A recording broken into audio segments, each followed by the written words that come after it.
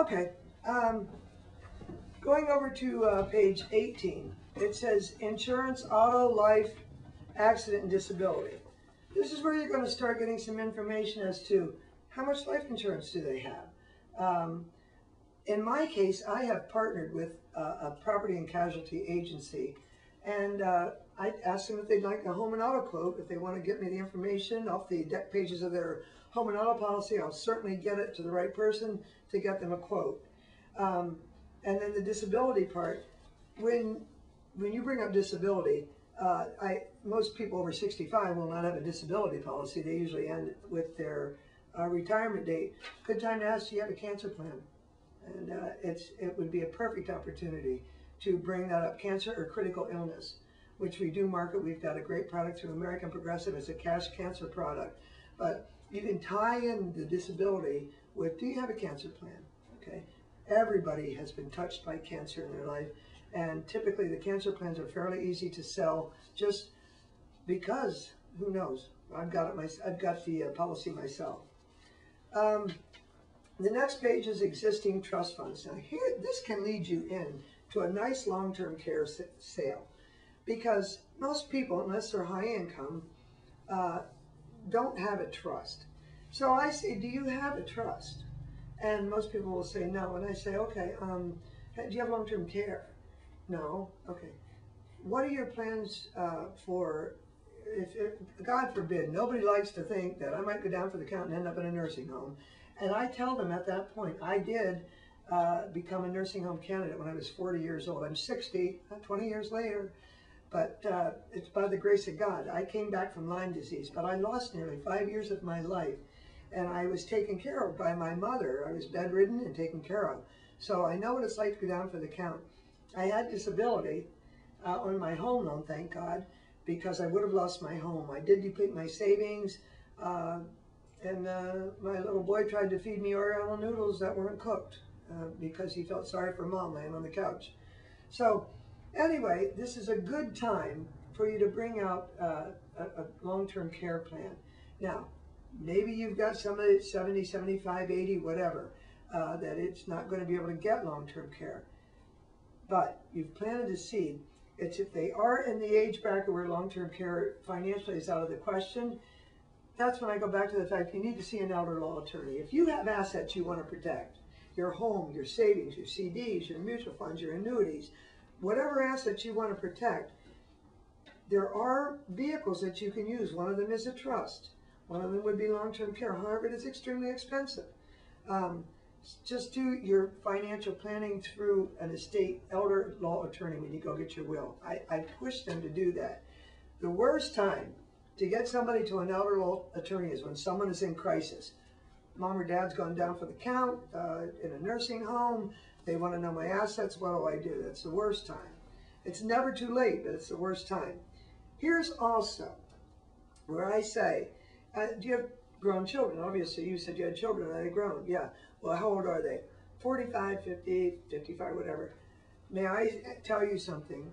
Those kids are working too, just like you worked all your life. And hopefully you'll be able to pass on whatever you've gotten onto those children. Now's the time for those kids to look into a long-term care plan. Because what buys long-term care? Youth and health. It took me 11 years after I was out of Lyme's to get a long-term care policy. I was continually turned down. I was 40 years old when it happened to me. I finally was able to get long-term care, but it took me that long to get it. So I realized after being down how important long-term care is. So when you're at this point with the trust fund or possibility of long-term care or even short-term care, you've dropped another block down where the level of trust has grown. You have answers for them in this booklet.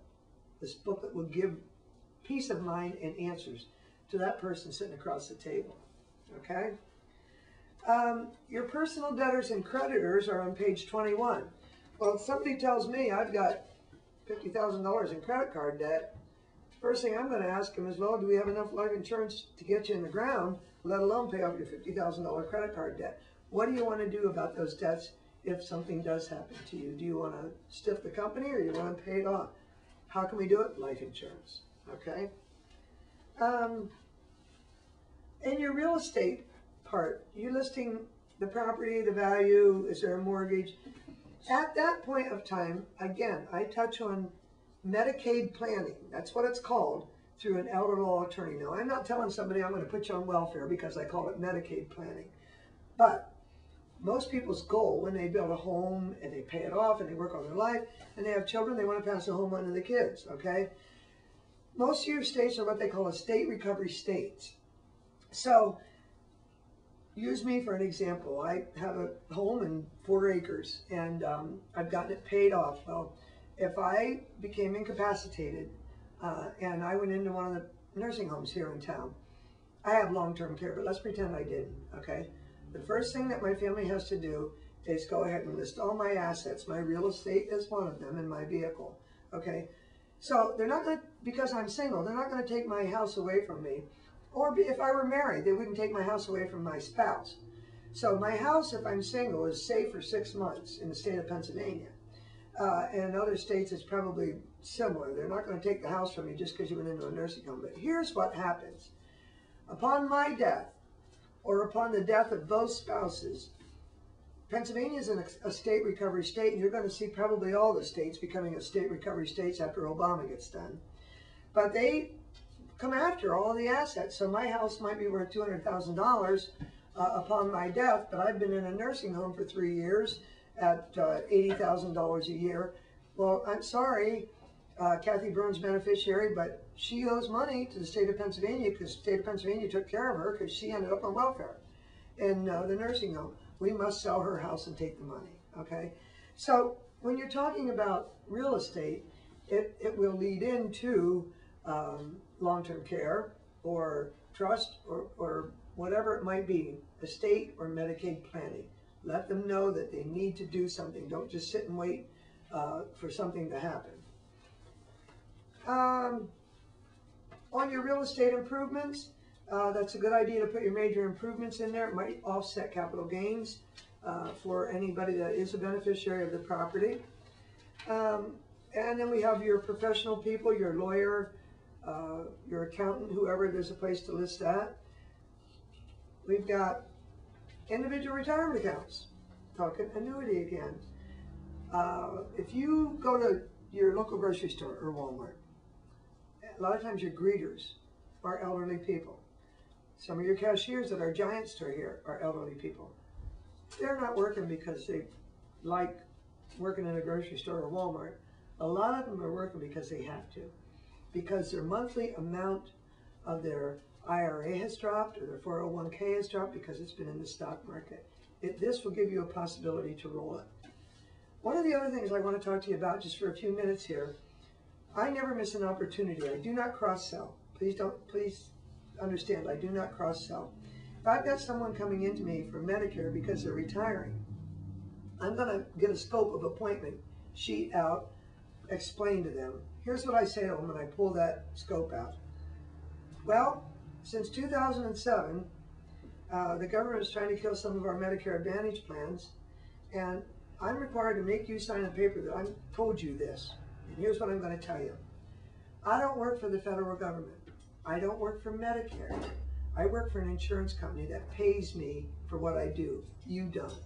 Would you mind signing this scope so that I can get on with what I'm here for? And they all laugh. They all sign it, or they all say, "Are you kidding?" I'll say, "No, I'm not kidding. Read this paragraph." And they read it, and they go, "Give me a pencil, I'll sign it." So the scope form, initially I found very intimidating. Well, it's not intimidating to me anymore because I think it's the most ridiculous